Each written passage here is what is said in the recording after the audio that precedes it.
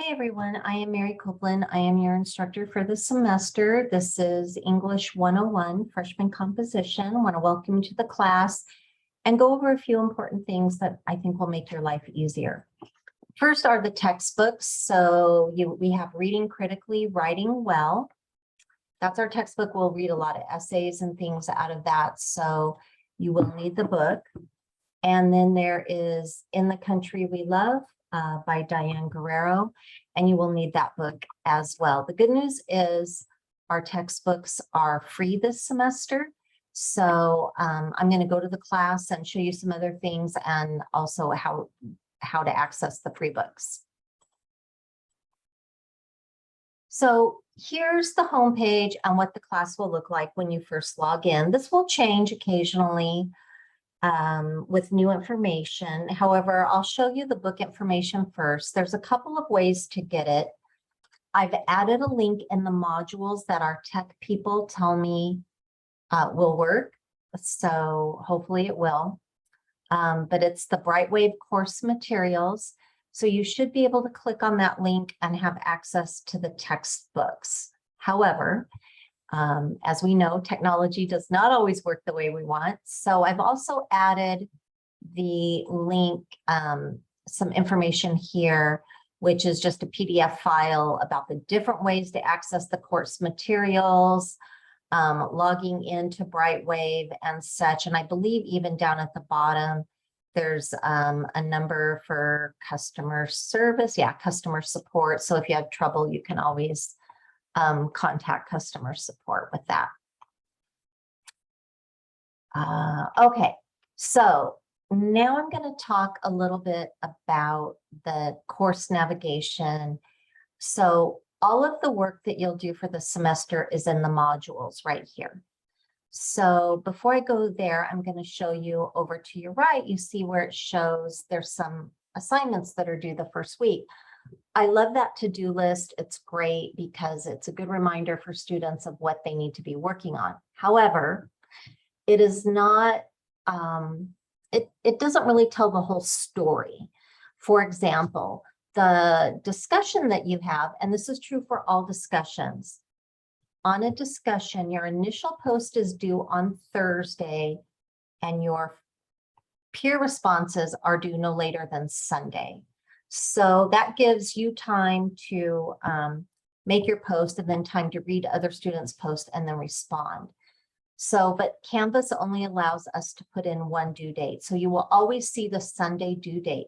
But if you click on the actual discussion, it says, you know, initial post due Thursday, peer responses due Sunday, both no later than midnight. So that's there. So you want to be sure that you keep up with that for every discussion. And also, you know, you want to be sure and look at that assignment before even Thursday, because a lot of times I will assign something to read for the discussion, or maybe there's a video to watch.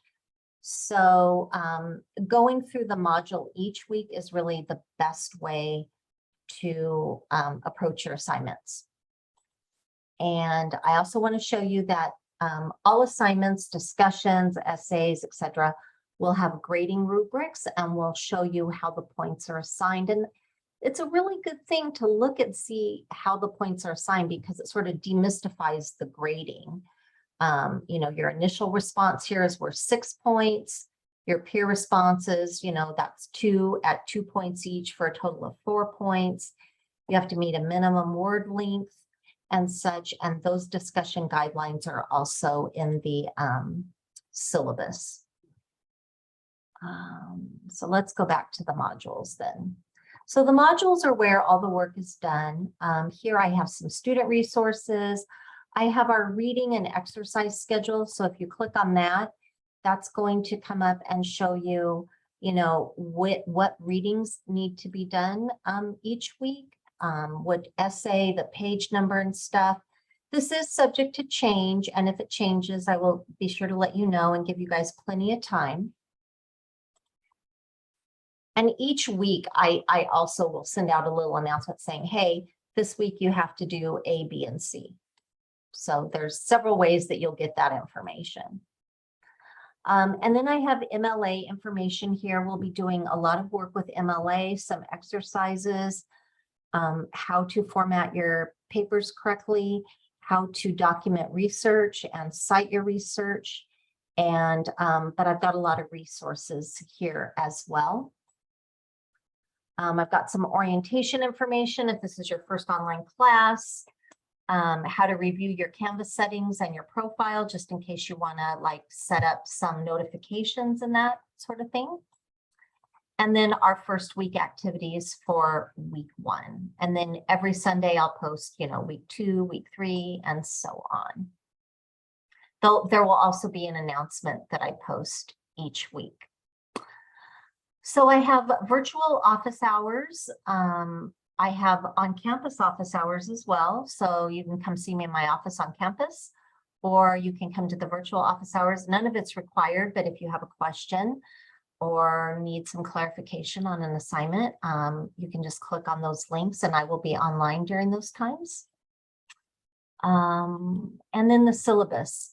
I'm not going to go over everything on the syllabus. You'll need to go over some of it for the quiz.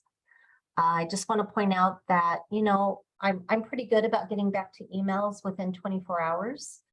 You know, if it's a Saturday or Sunday, it might give me a little longer.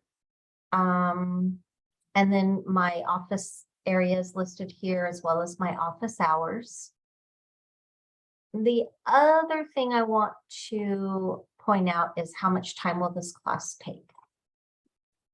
Oh, not yet available. Well, I'm going to have to make it available. So hang on a second. Let me make that available, do some teacher wizardry really quick, and then I'll make it available. There we go. Hopefully that worked.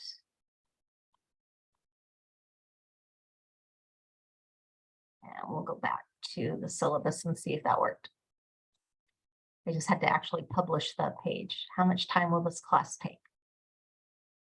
There we go. So this is a 4-unit class. So that means there's 4 hours of in-class time. You know, if this were an on-campus class, you'd be meeting like Tuesdays and Thursdays from, you know, 10 to 12. So there's that time, but then there's an additional 8 hours of work outside of class, which is reading, writing essays, that sort of thing, doing research. That's a total of 12 hours a week. And, you know, it's going to vary sometimes. And I think that varies from student to student. And I think it also varies from week to week. But I think it's a really good standard to keep an eye on. You know what your other commitments are as far as how many other classes you're taking, if you work, family commitments, all of those things kind of add up, I know. So I think it's a good way to measure and think about how much time this class is going to take. Oh, you know what? There's one other thing I want to show you really quick, which is the what to expect. So we have in this class a total of 4 essays. The 4th essay is a research paper. You'll have usually 1 to 2 weeks to work on your essays. Just about every week, there's going to be a discussion where you have to post an initial response and then a response to 2 peers. I make an announcement every Sunday, usually Sunday. If Monday's a holiday or Sunday's a holiday, maybe it might be Monday. We are going to read the novel In the Country We Love and selected readings from Reading Critically, Writing Well. There could be additional exercises and quizzes, and then a midterm and a final exam. So that's just kind of bullet points of the main things over the semester.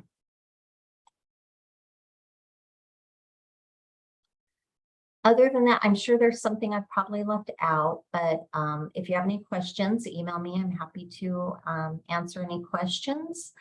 And I look forward to our semester together.